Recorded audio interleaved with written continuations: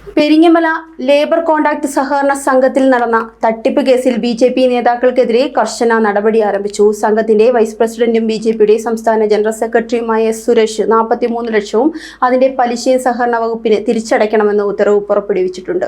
സഹകരണ സംഘത്തിൽ ഉണ്ടായ സാമ്പത്തിക തട്ടിപ്പിലൂടെ നിക്ഷേപകർക്കുണ്ടായ നഷ്ടം തിരിച്ചുപിടിക്കാനുള്ള മുന്നൊരുക്കവുമായി സർക്കാരിന്റെ ഈ നടപടിയെ കാണുന്നു. അന്വേഷണത്തിൽ കണ്ടെത്തിയതനുസരിച്ച് സംഘത്തിന്റെ ഭരണസമിതി അംഗങ്ങൾ തന്നെ നിയമം ലംഘിച്ച് വായ്പ എടുത്തതാണ് വലിയ സാമ്പത്തിക തകർച്ചയ്ക്കുള്ള പ്രധാന കാരണം. 2013 സംഘം പൂട്ടുമ്പോൾ 4.16 കോടി രൂപയുടെ നഷ്ടം രേഖപ്പെടുത്തിയിരുന്നു.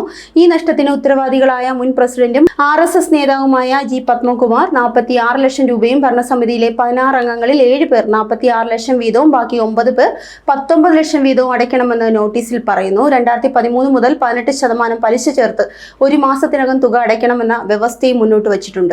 ഇതിൽ വീഴ്ച വരുത്തുന്നവർക്കെതിരെ ജപ്തി നടപടി ആരംഭിക്കുമെന്നും വകുപ്പ് വ്യക്തമാക്കി. ഇതിനൊപ്പം സ്ഥാനാർത്ഥിത്വം ലഭിക്കാതിരുന്നതിനാൽ നിരാശനായി കഴിഞ്ഞ ദിവസം ആത്മഹത്യ ചെയ്ത RSS പ്രവർത്തകൻ ആനന്ദ് തമ്പിക്കും സഹകരണ സംഘത്തിൽ നിന്ന് പണം ലഭിക്കാനുണ്ടെന്നാണ് റിപ്പോർട്ടുകൾ സൂചിപ്പിക്കുന്നത്. അതേസമയം തനിക്കെതിരെ ഉയരുന്ന ആരോപണങ്ങൾ തള്ളിയ എസ്. സുരേഷ് പ്രതികരിച്ചു. ഞാൻ ഭരണസമിതിയിൽ നിന്ന് നേരത്തെ രാജിവെച്ചതാണ്. 1 രൂപ പോലും ഞാൻ വായ്പ എടുത്തിട്ടില്ല.